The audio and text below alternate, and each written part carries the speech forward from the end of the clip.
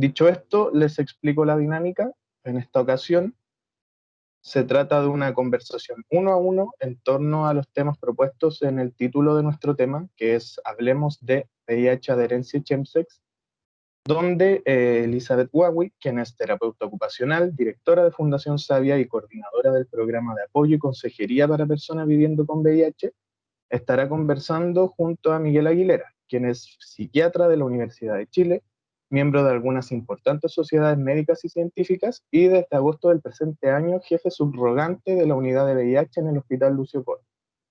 Una vez finalizada la conversación, como ya mencioné, vamos a abrir un espacio de interacción donde pueden participar e ir canalizando sus comentarios, dudas y tengamos una retroalimentación.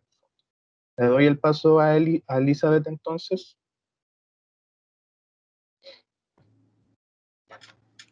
Hola, buenas. Muchas gracias por acompañarnos. Bienvenidos a todos. Y también le quiero dar la bienvenida a Miguel. Te agradezco enormemente que nos acompañes en esta conversación. A Miguel lo conocimos este año y nos llamó la atención un psiquiatra en el programa de VIH del Lucio Córdoba. Interesante, dijimos. Hay que hablar con él. Y así hemos ido en este proceso encontrando temas en común y estamos en un acuerdo, ¿no es cierto?, de colaboración mutua. Y tenemos muchos temas que podemos compartir, pero hoy principalmente vamos a compartir el tema de adherencia y chemsex. La adherencia para nosotros como fundación ha sido un tema transversal en este año que lo hemos ido analizando y investigando desde diferentes puntos de vista.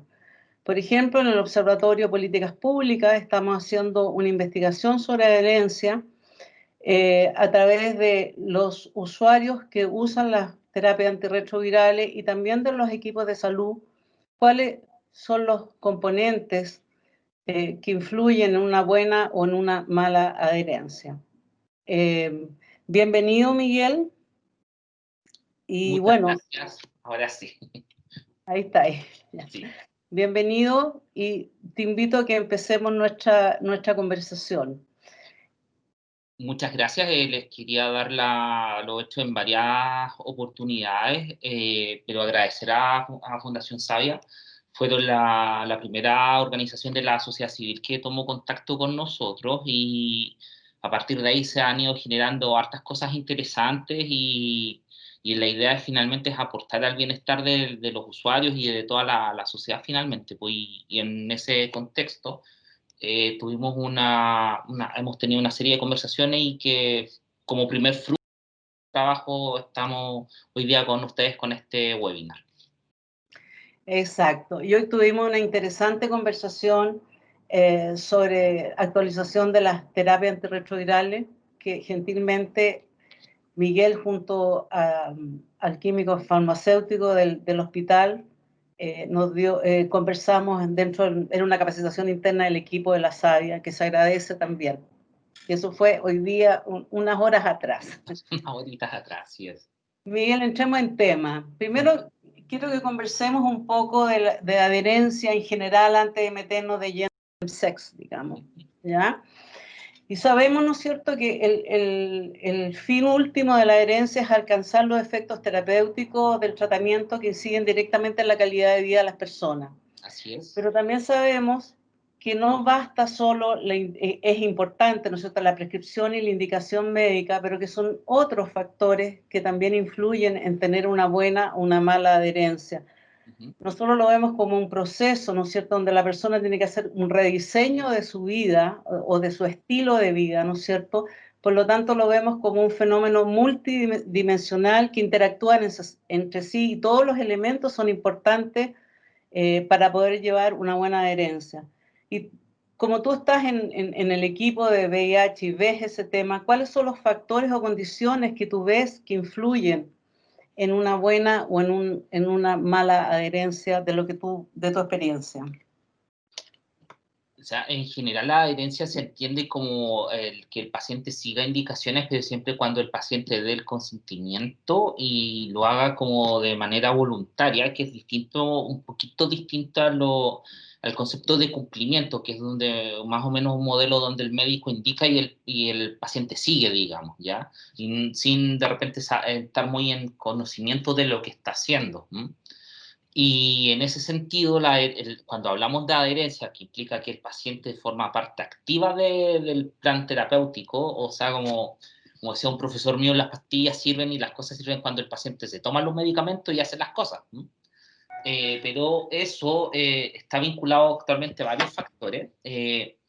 Podemos mencionar factores del tratamiento en sí mismo, o sea, un factor que influye es el cambio en el estilo de vida, o sea, de pasar, sobre todo los pacientes jóvenes, a no tomar nada, por ejemplo, a tener que dedicarle un par de minutos al día a tomar medicación, eso es un cambio en el estilo de vida. También dependiendo del fármaco, de las interacciones que presente, uno tiene que mejorar hábitos alimentarios, por ejemplo. También influye el número de pastillas, los efectos adversos del fármaco, la cantidad de veces al día que se toma. Sabemos que el fármaco ideal debería tomarse una vez al día, pero no siempre eso es posible. Y lo que influye en esa toma tiene que ver con de cuánto dura en sangre, básicamente, como para ser un poquito más técnico, lo que se llama vida media. O sea, más o menos cuánto se muere la mitad del fármaco en irse en la sangre. Eso también influye. Es un fármaco que tenga una vida media muy corta, requiere darse muchas veces al día. Hay factores del paciente también, por ejemplo, o sea, vinculado un poco al tema anterior, la sensibilidad al fármaco, el trabajo que tenga, si es que hace trabajos nocturnos, por ejemplo, si es que tiene otras comorbilidades también. Además, por ejemplo, la relación que tenga con los dispositivos de salud, y en eso influye el estigma también que pueda sentir eventualmente en el hecho de acudir a un servicio de salud. Y también hay determinantes socioeconómicos, por ejemplo, el tener dinero para poder ir al centro médico, eventualmente costear, hacer el copago de las terapias también, que no siempre son gratuitas, sobre todo pensando en los pacientes ISAPRE. También si es que esto, eventualmente alguien que tenga un trabajo nocturno, que el tomar la terapia le influye, le da mucho sueño, también es un tema. Y también hay temas más sociales también como el estigma, el hecho de que hay algunos lugares que se ubican como malamente para el caso de nosotros como Lucio Córdoba, como el hospital de los infecciosos, por ejemplo, entonces que te vean entrar igual es una barrera, digamos. Y hay barreras que ponemos también los profesionales sanitarios, como la estigma que podamos tener hacia, un ejemplo bien concreto, personas que estén dentro de la diversidad sexual, por ejemplo, o también hay estigma hacia la condición económica del paciente, o prejuicios que uno vaya teniendo. Entonces, una mirada de condiciones. Y todo eso influye en que el paciente pueda hacer la modificación conductual que es necesaria para poder seguir las indicaciones terapéuticas. Y también desde lo más médico, dentro de la comorbilidad, un capítulo bien especial y grande, el de si hay síntomas mentales y además si hay enfermedad mental pura y dura, digamos. Eso también influye bastante. Claro, y también uno ve todos los otros factores más personales y emocionales de la persona que se tiene que enfrentar, ¿no es cierto?, a tener que vivir tomando medicamentos a lo mejor por toda su vida, digamos. Y eso también, ese proceso yo creo que se va construyendo también en el proceso de tu vida. No es algo tan mágico, ¿no es cierto? Para algunos será más fácil, para otros no, pero es un proceso que está en permanente construcción. Sí, pues, o sea, tiene que ver con el hecho de que igual influye sobre todo el tema de qué tanto influye en ese punto y en específico, en qué tanto influye en mi identidad, por ejemplo, tener una condición. O sea, por ejemplo, para dar un caso con la enfermedad mental, o sea, el decir como soy esquizofrénico o tengo esquizofrenia es como si bien una sutileza en el lenguaje, pero puede ser bien profundo en cuanto a cómo te construye las limitantes que te va poniendo el sistema y las que se va poniendo uno mismo también, pues, o las que pone tu propia familia. Eso es otro punto que se me da, el tema de la red, de la red del paciente también influye. O sea, el hecho de que alguien esté preguntándote cómo estás, si te estás tomando las cosas, si vas a tus controles, cómo te sientes, eso también influye en el sentido de sentirse acompañado en este proceso. Claro, y además pensar que hay gente que lo tiene que vivir en silencio, que no puede porque no lo dice en su trabajo o por otros motivos, y tienes que buscar estrategia para tomarte la pastilla y que nadie sepa que te la estás tomando. Entonces, realmente es multifactorial y es un desafío enorme, encuentro yo, el tema de adherencia. Miguel, y nosotros hemos ido revisando a lo largo de este año la bibliografía, tratando de encontrar un enfoque que nos acomode como fundación, digamos. No hay muchos estudios de adherencia en Chile. Sabemos que es un problema. O sea, Es un la problema. OMS se lo pone como un problema, o sea, y es un problema. Pero tú manejas cifras de en relación a la adherencia. Uno no sabe, no tiene cómo tener esa información. A ver, o sea, tenemos algunos indicadores indirectos. Por ejemplo, en el uso de nuestra tasa de pacientes que están indetectables, como alrededor del 85%. Entonces, nuestro pool de pacientes es muy adherente. O sea, para estar indetectable hay que tener adherencia. Es como se puede inferir desde ahí, digamos. Pero en general, ocurre que la adherencia en general en países del tercer mundo, como o nosotros que estamos ahí, digamos, si tomamos toda la patología crónica, es menos de un 40%. O sea, si tomamos hipertensión, diabetes, enfermedad renal crónica, en eso ponemos VIH, toda esa bolsa de condiciones es muy baja.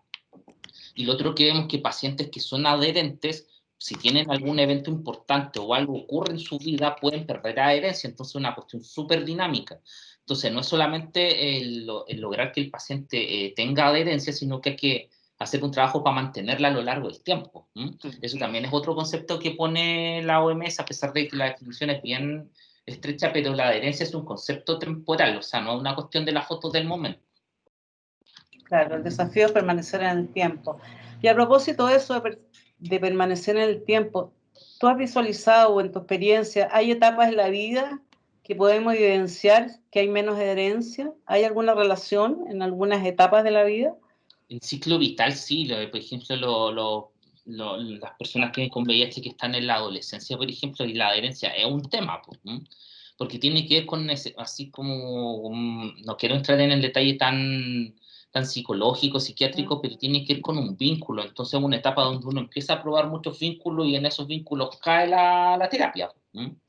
Hoy también eso, el adherir a la terapia es como un reflejo del vínculo que yo tengo con el sistema, cómo estoy apoyado, por ejemplo, y también lo vemos en el caso en concreto de los pacientes que, ya sea que avanzan a la adolescencia porque han adquirido el virus por transmisión vertical o que lo que vemos desgraciadamente que adquieren el virus en la adolescencia, es que también influye el camino para adquirir VIH igual, o sea, no siempre, pero en los adolescentes sobre todo se asocia a ciertas vulnerabilidades. Entonces la no adherencia en ello es un reflejo de esa vulnerabilidad más generalizada. Yo no soy experto en adolescentes, por si acaso, soy psiquiatra adulto, pero claro, en algún momento vemos adultos jóvenes de 18, 20 años que no sé si son tan adultos en cuanto a lo mental, pero claro, muchas veces funcionan como un adolescente, pues entonces uno tiene que tener eso en mente igual. ¿Y hay una brecha en el género al respecto? En mi experiencia, en general, puedo hablar desde mi trabajo como psiquiatra, las mujeres adhieren más y buscan más ayuda, los hombres son más reacios a adherir. Y pasa que acá el VIH se concentra en hombres que tienen sexo con hombres, por ejemplo. Es solo una cuestión que sabemos, pero desde lo psiquiátrico sí, pero igual en VIH cuando hablaba del 80% sobre 80% de indetectabilidad en el uso, y la mayoría de esos pacientes son hombres. Entonces ahí la verdad que en VIH en particular no podría hablar de género si es que hay en particular en ese tema, pero en general desde una óptica, si uno lo mira un poquito más general, desde la medicina las mujeres suelen usar más servicios médicos y son más adherentes. Claro, el tema con las mujeres, ya que el tema de los medicamentos, que no hay medicamentos específicos para ellas, ¿no? y a No, ver de los hecho, efectos colaterales mayores.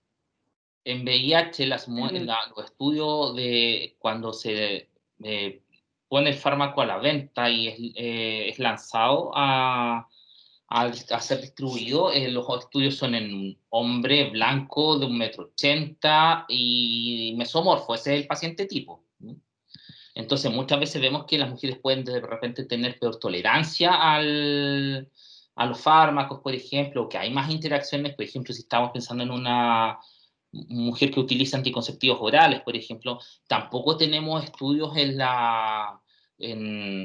por ejemplo, en personas de la diversidad sexual, pacientes trans, por ejemplo, no sabemos el detalle farmacocinético en esos grupos de población y considerando que igual hay de repente sustitución hormonal, entre otras cosas. Entonces, cuando hablamos de que la dosis, no sé, de tantos miligramos de cierto componente es en un hombre blanco, 1,80 m mesomorfo, ese es está para ese paciente.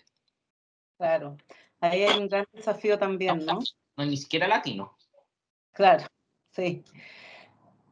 ¿Cómo sabemos que están los protocolos descritos, ¿no es cierto?, en la entrega de terapia a nivel del sistema, pero desde tu área, ¿cómo evalúas esos protocolos? ¿Toman en cuenta la herencia? ¿Hay un seguimiento al sujeto más allá de la cosa médica?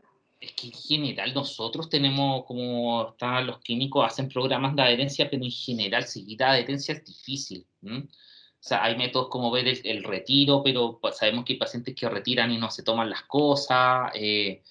No podemos medir niveles plasmáticos, no están disponibles en clínica de las terapias. Es bien complejo, o sea, hay cuestionarios y toda una serie de herramientas, pero son indicadores muy indirectos. Y es algo que en general no está muy bien definido cómo hacerlo. O sea, hay implementaciones de pastilleros electrónicos, alarma en el celular, pero nunca voy a saber si es que el paciente hizo el acto final de ingerir el medicamento. O sea, no tengo cómo. Sí. Y otro factor que me llamó la atención, que ustedes sí tienen un equipo multidisciplinario en ese sentido para abordar el VIH en general.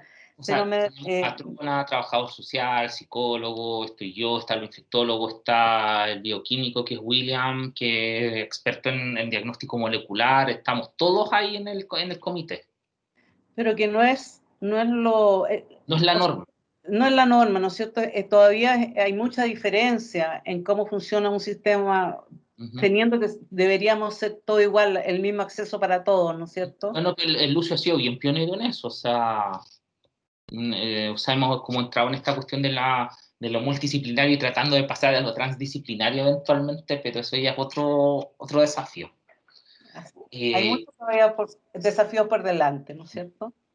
Entremos un poco de lleno al chemsex, que tú también estás trabajando en ese tema. Defínenos chemsex. No sé si todo el mundo sabe lo que se entiende por chemsex. Ya, como para ligarlo un poco, o sea, un factor que no nombré y que lo voy a nombrar ahora, tiene que ver con los afectos negativos que siente el paciente con varios hechos, o sea, con qué ocurre, o sea, homofobia internalizada, por ejemplo, estigma que sufre hacia autoestigma internalizado por ser parte de la diversidad sexual, por ejemplo, por ser portador o de vivir con VIH, y un malestar económico, de falta de red de apoyo, y en ese terreno se instala esta condición que es el chemsex, que es la contracción del inglés de chemical sex, y que se define como la ingesta voluntaria de sustancias que no necesariamente son drogas lícitas. Ahí vamos a ver un ejemplo que tiene por objetivo aumentar la sensación de placer o aumentar la duración de la sensación de placer y el encuentro sexual o mantener más encuentros con un mayor número de parejas sexuales, ¿ya? Eso es chemsex, ¿ya? Que es como una condición un poquito más particular que ese del uso sexualizado de droga. De este término aparece alrededor del 2008-2009 en población británica, que rápidamente se empieza a ver en pacientes de Estados Unidos.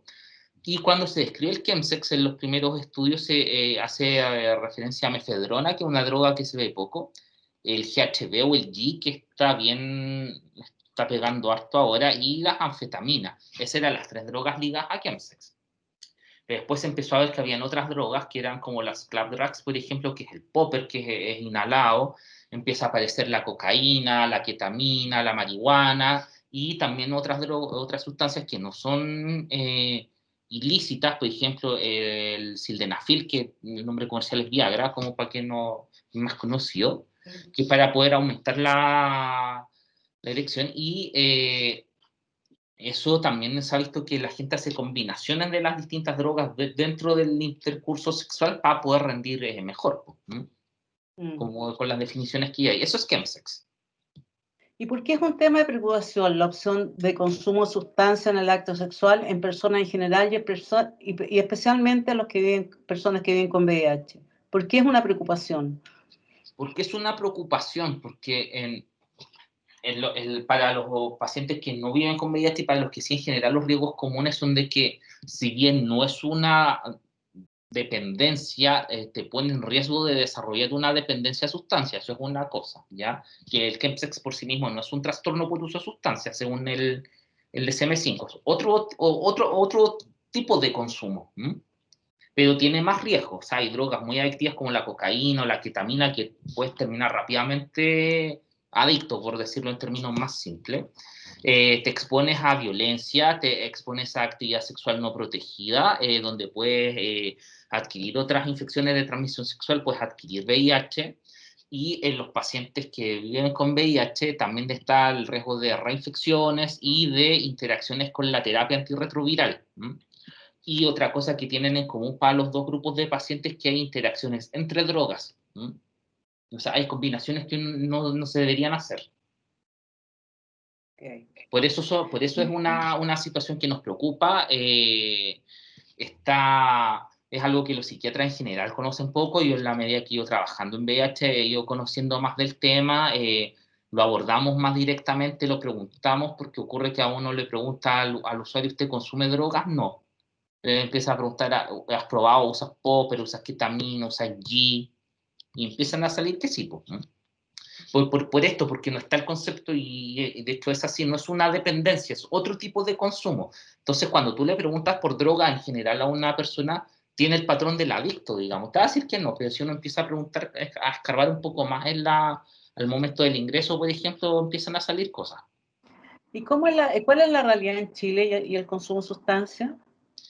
Hay algunas drogas que han entrado harto, o sea, como le digo, el starter pack, que se ve más en gente de 30 a 35 años porque son drogas más caras. Por ejemplo, está el éxtasis, la marihuana y el popper es como el starter pack, o sea, la gente suele entrar por ahí al chemsex. También se ve harto en las fiestas tribal, por ejemplo, como hay harto consumo de estas drogas.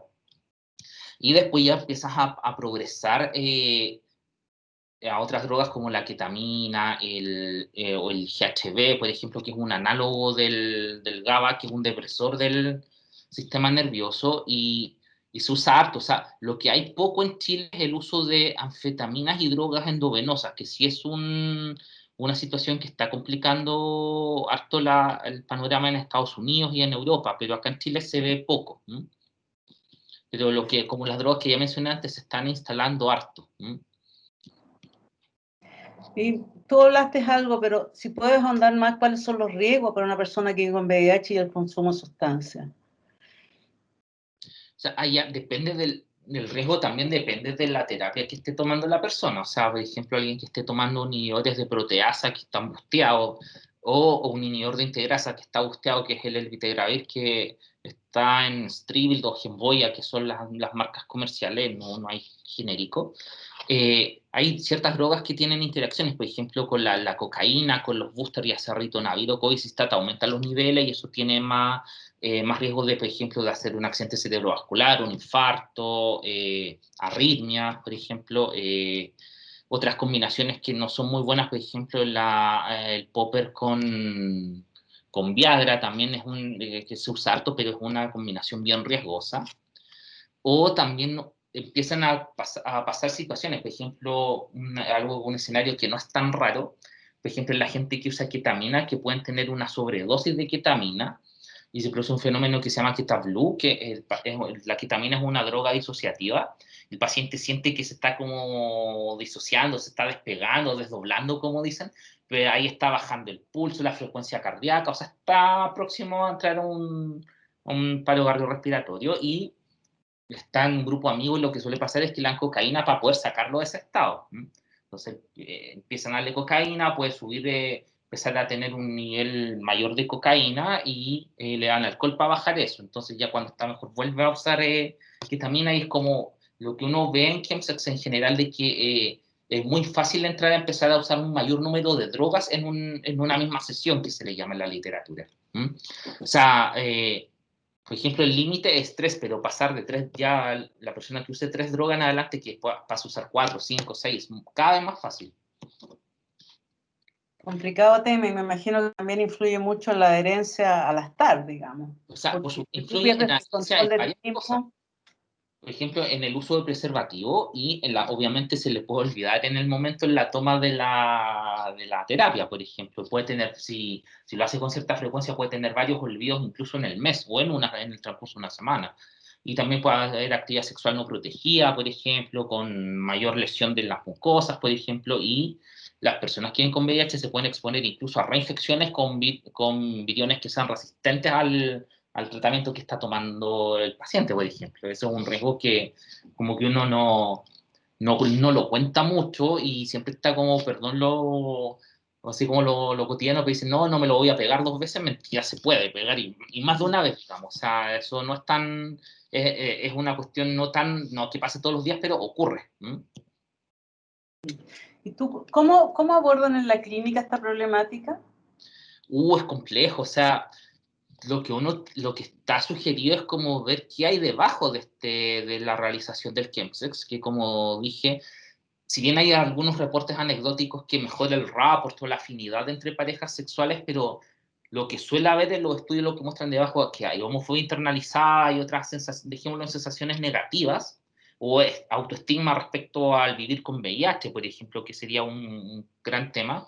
Y uno lo que puede ir haciendo es como psicoeducar, trabajar sobre eso, pero la verdad que como esquemas para manejar chemsex no hay muchos, ¿ya?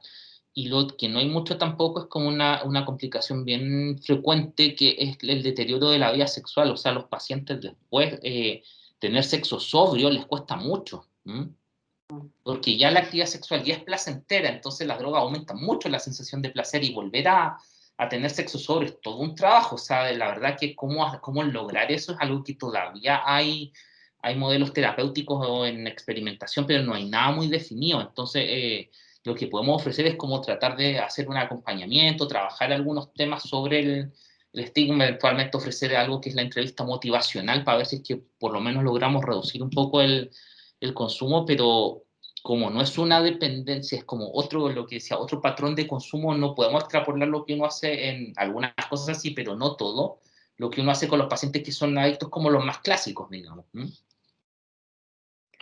Y ahí los lleva a tener que adecuar el medicamento que está tomando esa persona, por ejemplo, si hay contraindicación.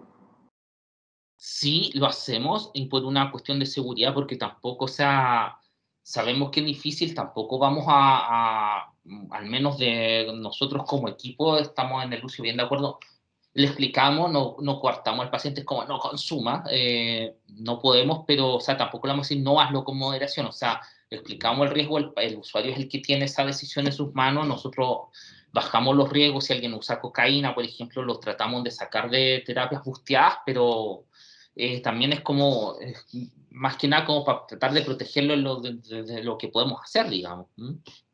Claro que sí. Y es lo que está recomendado en todo caso. O sea, si alguien te dice que tiene uso de drogas como en patrón de chemsex, uno debería tratar de ofrecer un esquema que tenga la menor cantidad de interacciones, que nunca son 0, pero tratar de bajar al mínimo los riesgos, digamos. Y tener una actitud también de no juzgar, digamos. O sea, también uno tiene que hacer el trabajo, que no es solamente el que lo consuma por pasarlo bien, hay algo más debajo, que probablemente el paciente no lo sepa probablemente en el momento, pero puede que haya algo ahí que hay que ver. Y tampoco uno puede forzar a explorar a la persona, porque de repente son situaciones súper dolorosas. Claro que sí, es como intentar entender el contexto que le está pasando a la persona. Es lo mismo que en la adherencia en general, ¿no es cierto? El poder entender el contexto de esa persona y cómo poder apoyarlo en ese proceso que está llevando para que sea lo mejor posible, digamos. Sí, pues y pasa que es muy difícil para los tratantes, de repente, sobre todo los infectólogos, inmunólogos, que están más metidos en el tema como de, claro, uno como que se ve como, ay, pero trata de no hacerlo, que hasta yo he caído en eso, pero es como tratar de como darle un poquito más de vuelta, o sea, ¿qué está pasando ahí debajo? Y tampoco que hace como haya que haga lo que quiera, o sea, que haya chemsex ahí que sea tan frecuente también, yo creo que habla de algo más social, digamos, que ahí podemos estar en una discusión bien compleja, pero claro, por lo menos en términos de la relación uno a uno con el usuario, o sea, hay que tratar de entender qué hay debajo de eso. Así como también cuando tenemos mala adherencia, por ejemplo, y bueno, el chemsex es un factor de mala adherencia, entonces también es como, de fondo podría servir un enfoque desde trabajarlo como un factor más de mala adherencia, eso es como pensamiento mío, tal vez podría ser relativamente útil. Claro. En realidad, ambos temas que están muy unidos son un desafío, mucho todavía que profundizar y elaborar, ¿no es cierto? Te voy a sacar un poquito del tema antes de pasar a las preguntas. Tú has tomado contacto con organizaciones sociales, ¿no es cierto?, el trabajo en VIH. ¿Qué importancia le ves tú a este trabajo con las organizaciones? O sea, desde lo técnico, voy a hablar desde lo técnico y después desde lo personal. Desde lo técnico es algo que debería ser súper deseable por todos los centros. Sabes que es una de las directrices que da ONU-SIDA.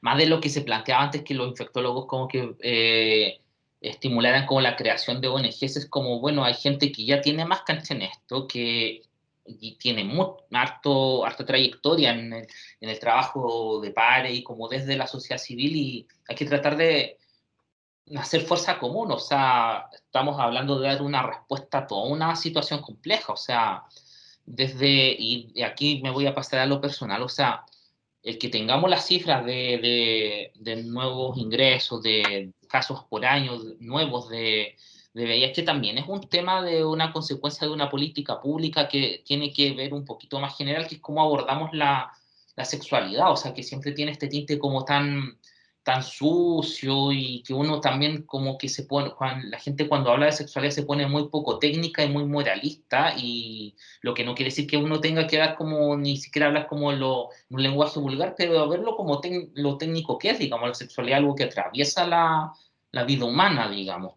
en toda la etapa del ciclo vital.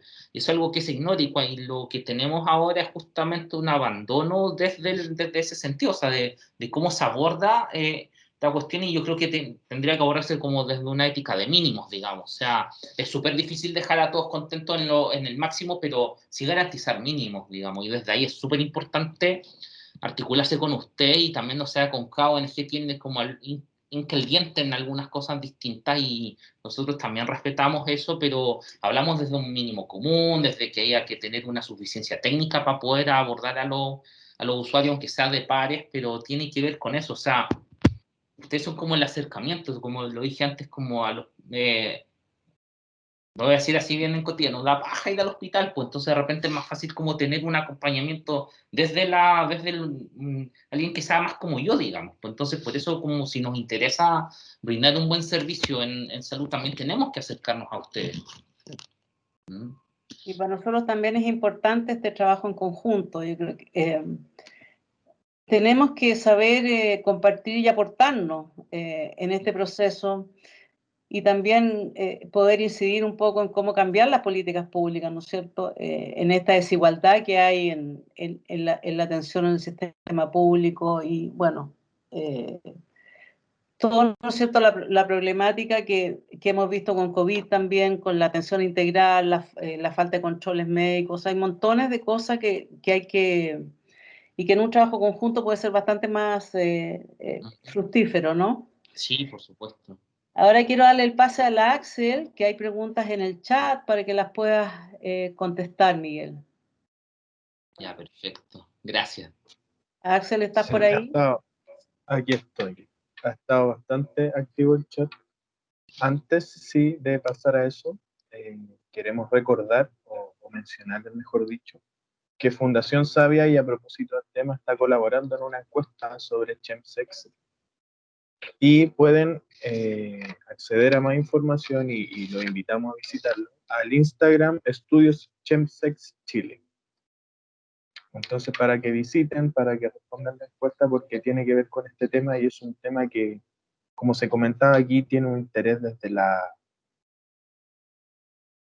el área médica, como es el doctor, y también desde las organizaciones de la sociedad civil. Voy a estar leyendo las preguntas y los comentarios.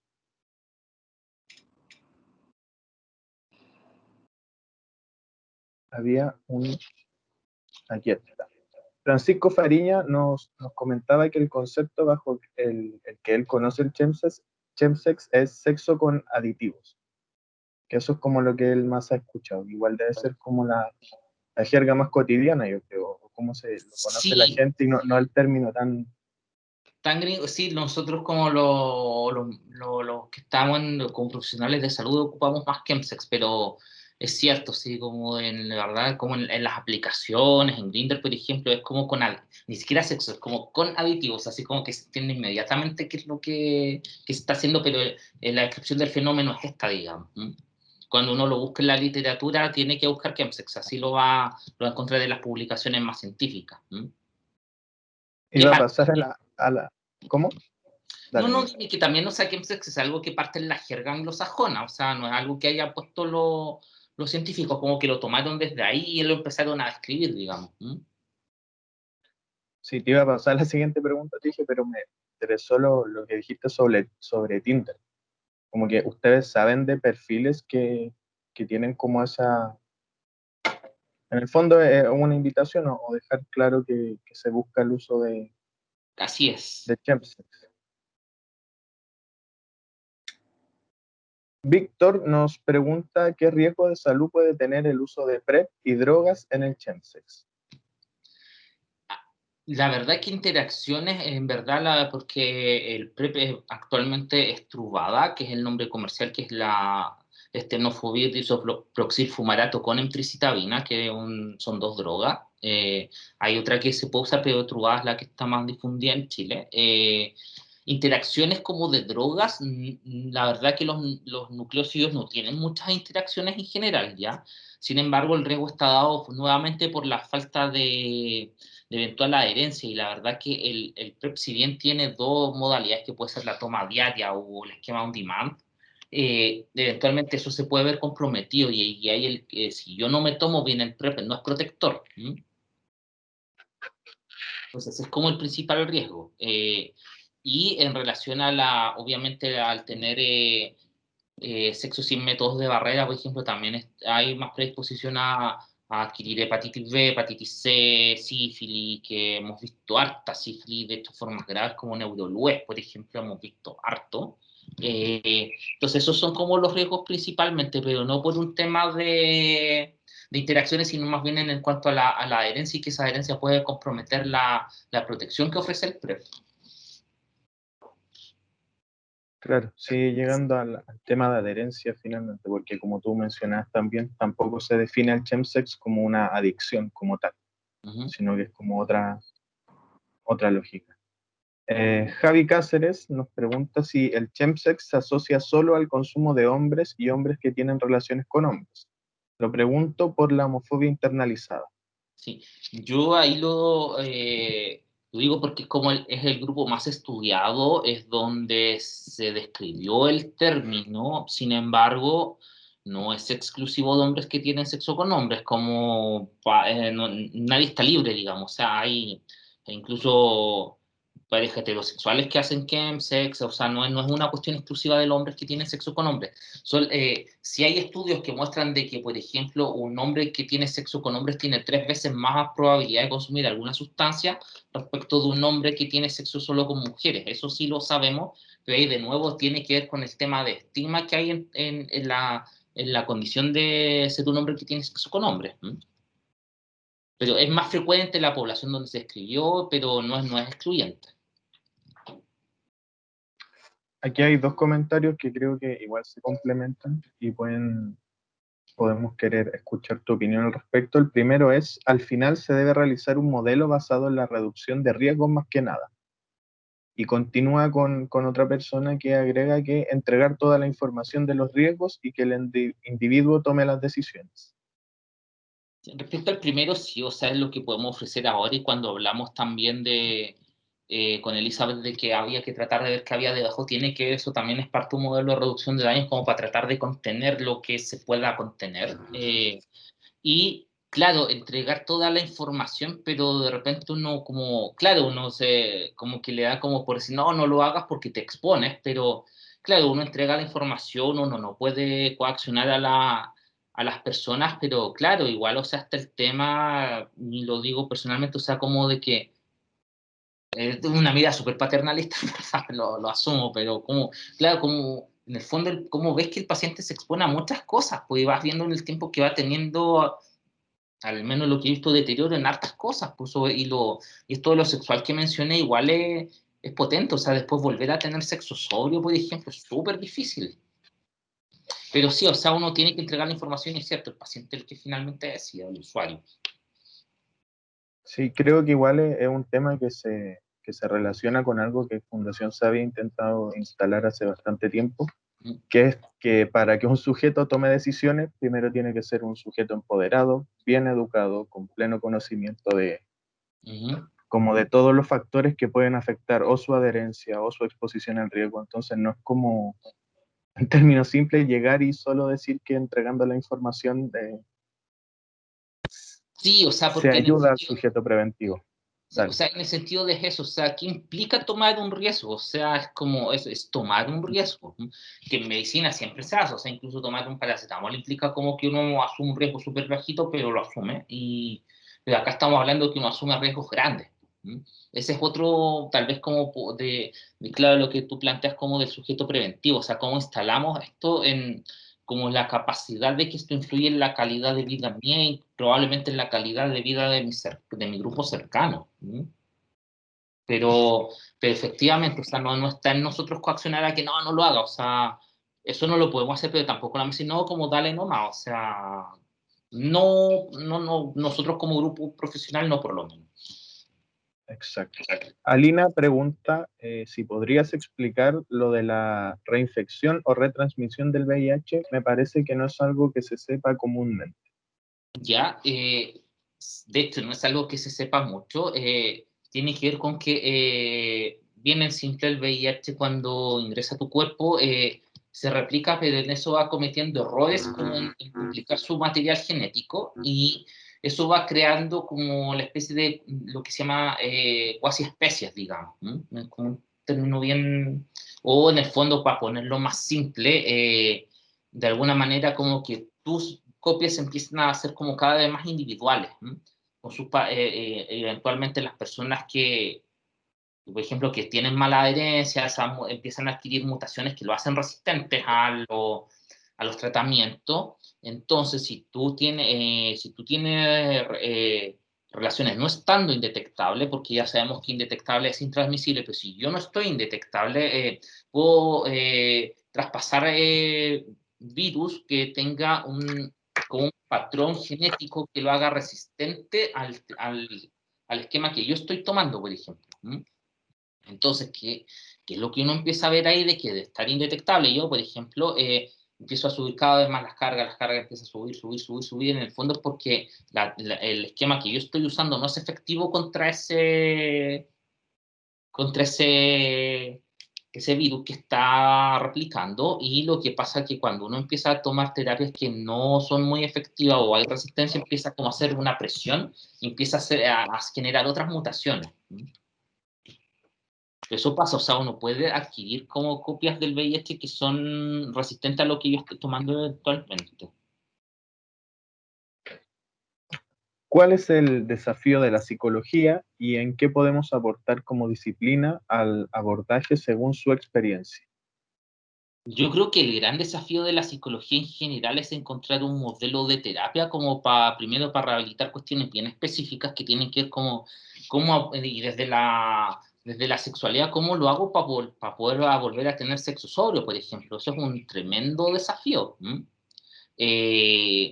También hay, y desde la psicología también sería súper interesante ver cómo hacer más estudios sobre como las cogniciones, o sea, como cosas que igual algo sabemos que hay ahí, pero que en este momento puede ser bien nebuloso, entonces es como para la psicología más investigativa y para los psicólogos que son más clínicos, como empezar como a difundir el concepto entre sus pares. Acá vemos que no mucha gente lo conoce, esto del chemsex, por ejemplo, es como de verdad una labor súper simple y ya puedo nombrar la difusión. Preguntan también si hay algún dato o cifra de en qué grupo etario se presenta mayormente el chemsex. Sí, sí hay. Esto es como cifras internacionales, no estoy hablando acá de Chile, pero depende de la droga. Por ejemplo, drogas más baratas como el popper se ven incluso desde los 17, 18 años, marihuana a los 20, y ya entre alrededor de los 30 años o fines de los 27, así de los 20 y tantos, 28, por ahí, empieza a aparecer el consumo de éxtasis, de ketamina, de cocaína, y tiene que ver fundamentalmente con que suele haber mayor poder adquisitivo a esa edad. O sea, por ejemplo, no sé, una botella de popper te puede durar muchas veces y lo que vale una botella de popper te vale solamente una pastilla de éxtasis, por ejemplo. Entonces, usar éxtasis es mucho más caro. Hay una opinión de un perfil de Pucará. Igual es una opinión bastante larga, así que me gustaría pedirle a la persona si le gustaría puede dar su micrófono, exponer su opinión.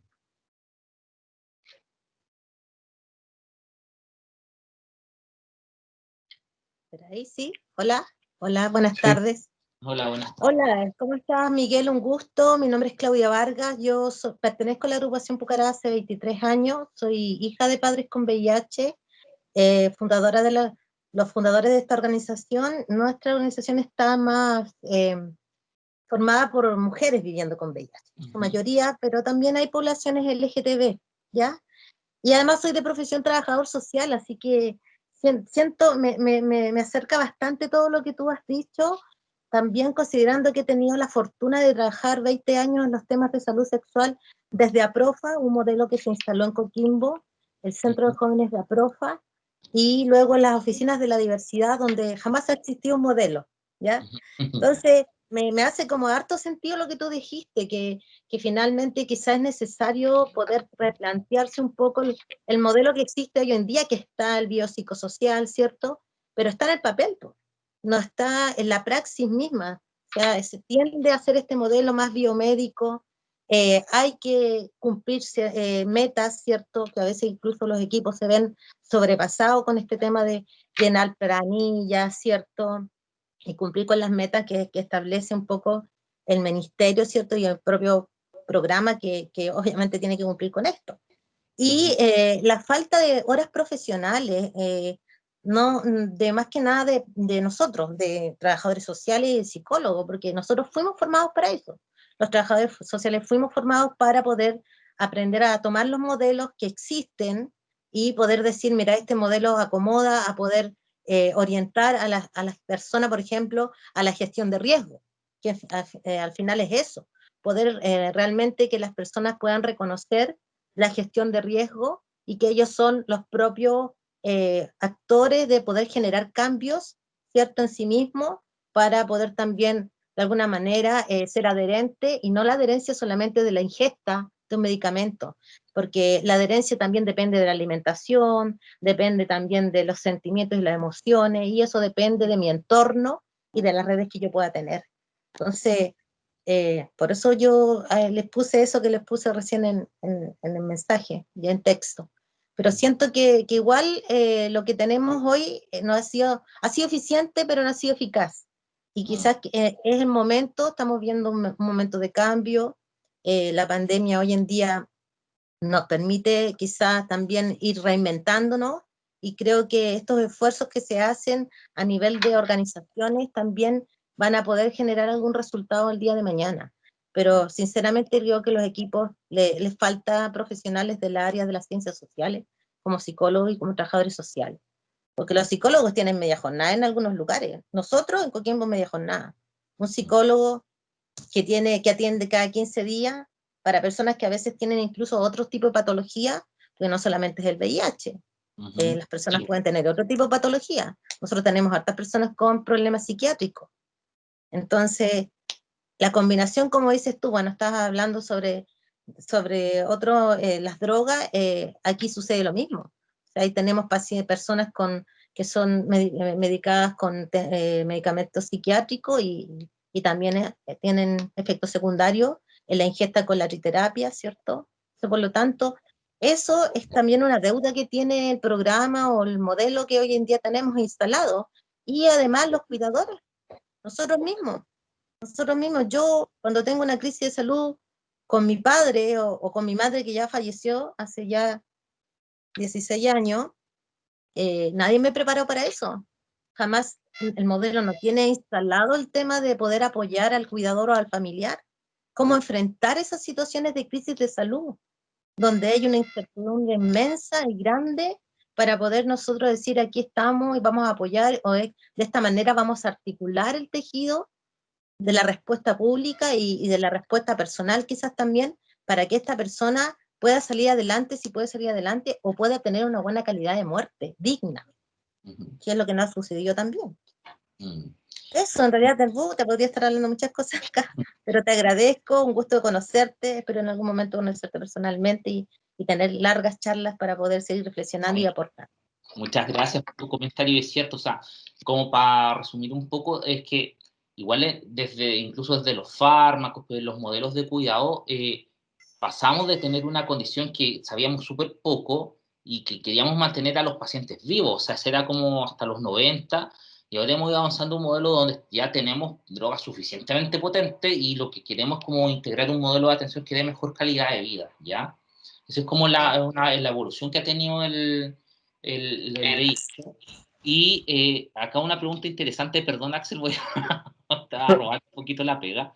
¿Por qué no se define el chemsex como una adicción, sino como un patrón de consumo? Y tiene que ver con que el DSM-5 como que desarmó todos estos conceptos de abuso, dependencia, y lo juntó todo en una bolsa de gatos que se llama trastorno por uso.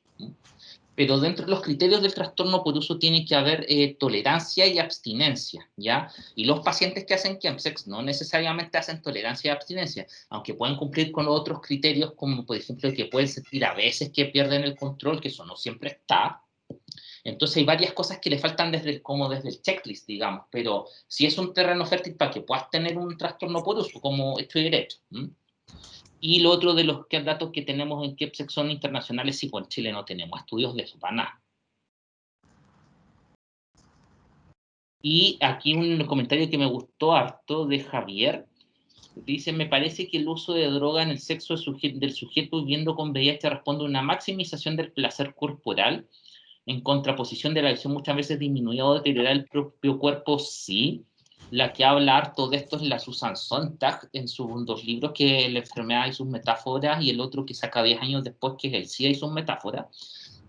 Y también de otras cosas que yo creo que igual sería súper interesante como ir viendo desde la visión estética de la enfermedad y de cómo tiñes estéticamente la sexualidad del sujeto y que se ve una cuestión como cochina, sucia, que se degrada.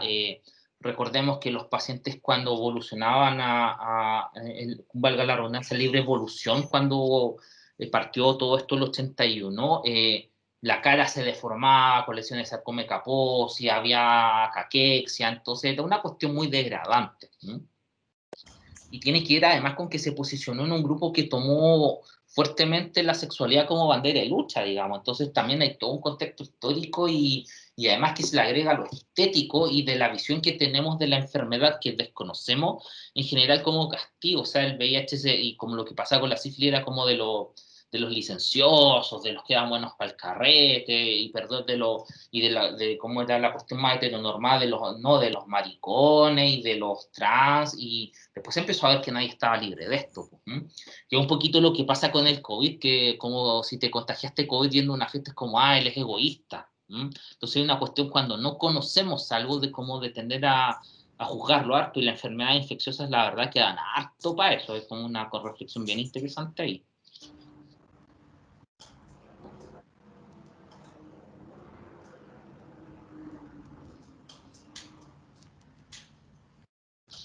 Víctor Manuel está pidiendo la palabra.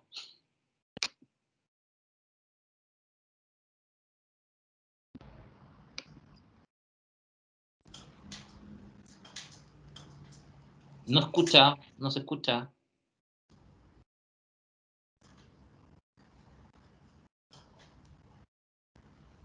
¿Era falsa alarma quizás?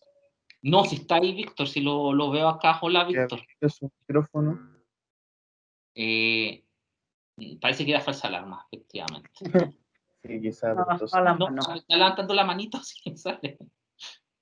No sé si hay más preguntas dentro del chat, porque igual ya llevamos casi... A mí me están hablando y yo... Es mi micrófono, dice Víctor. Si quieres puedes escribir la pregunta y la analizamos.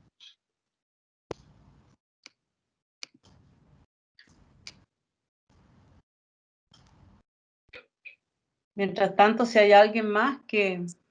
Claro, sí, porque ya para no abusar tampoco de Miguel, la verdad es que lo hemos tenido todo el día secuestrado. No, bien. Sebastián Orellana está pidiendo la palabra, parece, mientras usted escribe.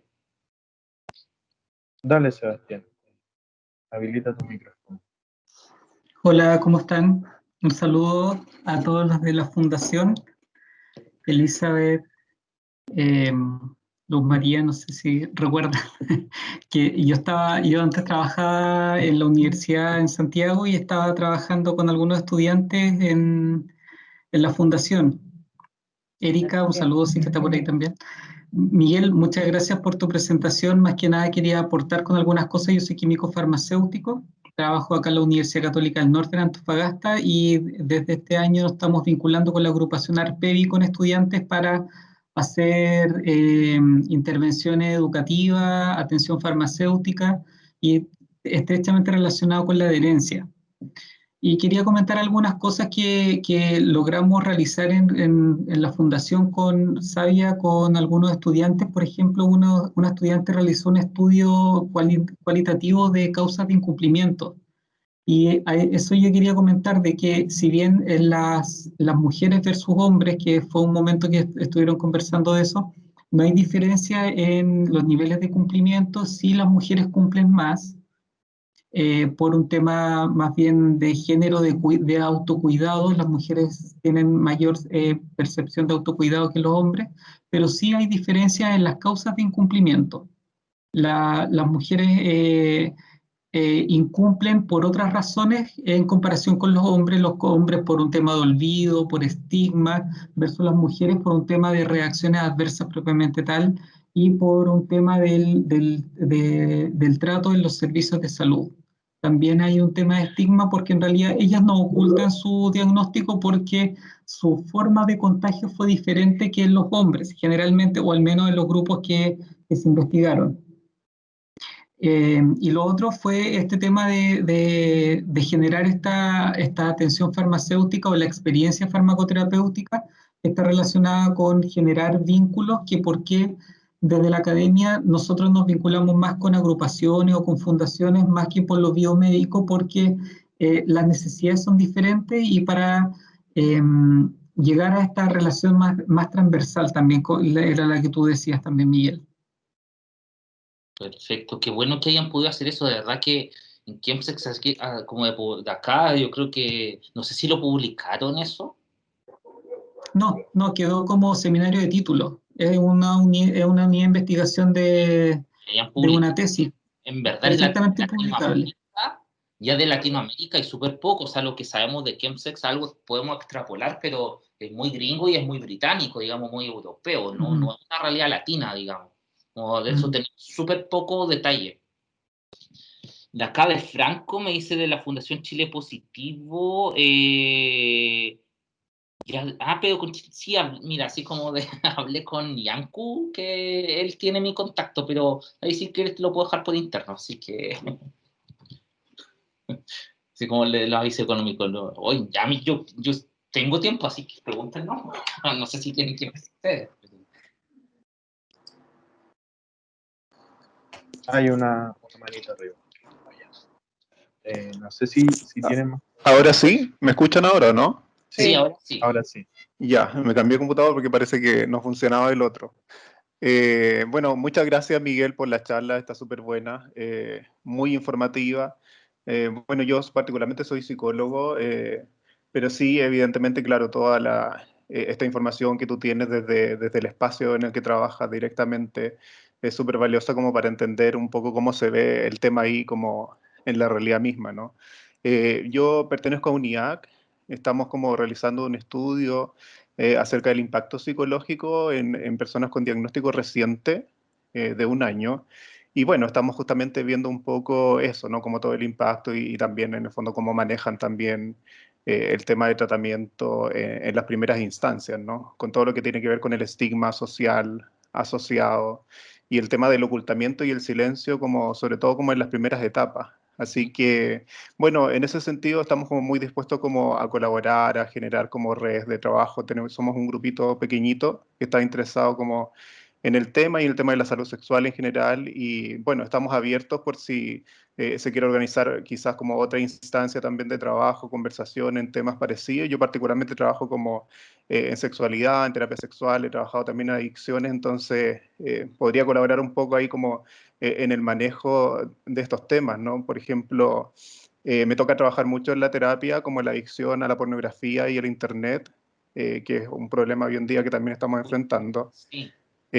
Quizás no directamente con el tema de las drogas, como desde la práctica, no me toca hoy en día, como lo del ChemSec, pero sí, indudablemente que son temas que se pueden vincular, así que súper dispuesto a generar como alguna colaboración. Ya déjame el Muchas contacto gracias. interno, así que no tengo problema, así que como o sea, a mí al hospital no me interesa hacer este tipo de redes, así que feliz. Súper, muchas gracias. De Eso. nada.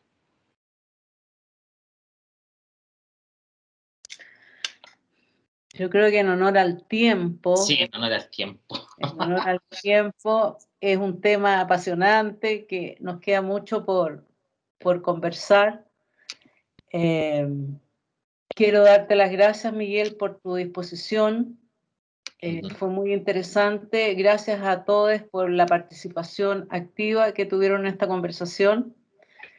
Y ya tendremos otros minutos para seguir conversando de este tema y otros más. Encantado y muchas gracias. De verdad que es como algo que, o sea, en general la psiquiatría y el VIH es algo que a mí me apasiona, así que siempre muy grato poder compartir un poquito y de lo poquito que uno sabe, digamos, porque uno cada vez que se va viendo como que encuentra cada vez más cosas hay que ir sabiendo.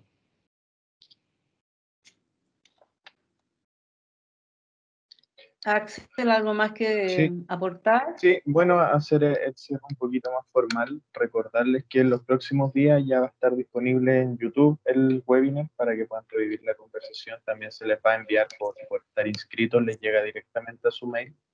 Recordarles esta colaboración que estamos realizando en la encuesta sobre el estudio ChemSec Chile, pueden buscarlo en su Instagram. Y agradecer a Miguel, obviamente, por la disposición, a Eli también por llevar adelante la conversación y a toda la gente que se inscribe, que participa en esta instancia, como les dije al principio, ya es la sexta, es el sexto webinar que empezamos desde este año con estas conversaciones, tratar de poner estos temas en la mesa, como dice Miguel, terminamos uno y salen 10 temas más que nos gustaría tocar, nunca es suficiente el tiempo, pero gracias a la gente que participa, caras nuevas, caras que ya nos han acompañado en este tiempo, gracias a ese interés y participación podemos seguir realizando esta instancia. Así que nos vemos en otra ocasión y esperen para poder ver de nuevo esta conversación con Miguel. Nos vemos. Bien, Chao, Miguel. Buenas noches. buenas noches.